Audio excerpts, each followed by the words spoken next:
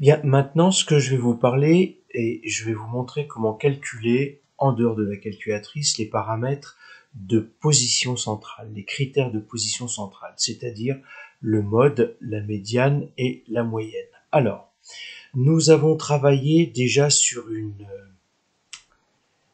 Allons, nous avons déjà travaillé sur une distribution que je vous ai fait rentrer dans la calculatrice, et donc je vais vous demander de la reprendre. Vous pouvez mettre sur pause votre calculatrice et reprendre le tableau. Donc en fait, je vous rappelle que c'est la distribution qui se trouve par exemple page 204 de votre livre. À l'exercice 6, on a les réponses fournies. Donc en fait, ici, vous avez ce qu'on appelle les classes, hein, ce sont des intervalles. Vous avez les effectifs correspondants, donc NI, et puis pour pouvoir rentrer des valeurs, c'est les centres de classe. Alors, je vous rappelle que, et ça ce sera important, en L1,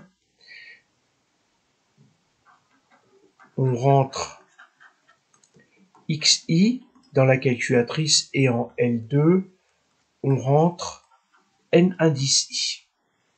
Et puis, ensuite, il va falloir calculer les fréquences.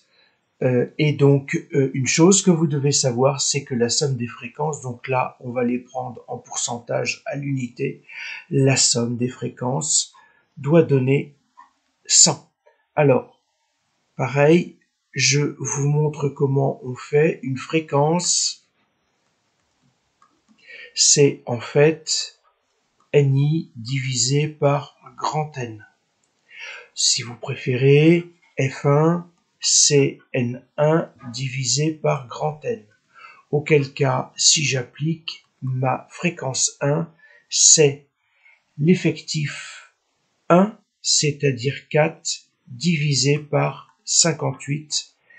Et donc, on va prendre les résultats au centième. Et donc, on va les consigner dans le tableau. Je vous laisse faire.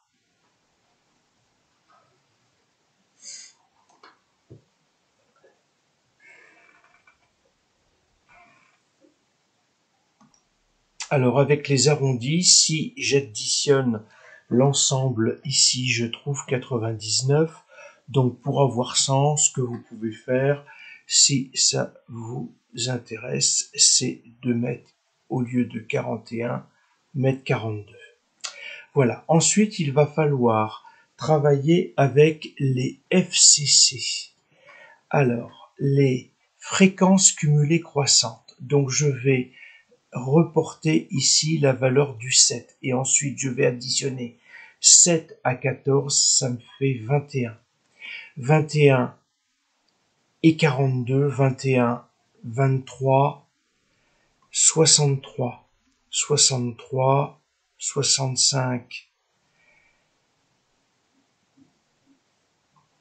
85, 97 et 100.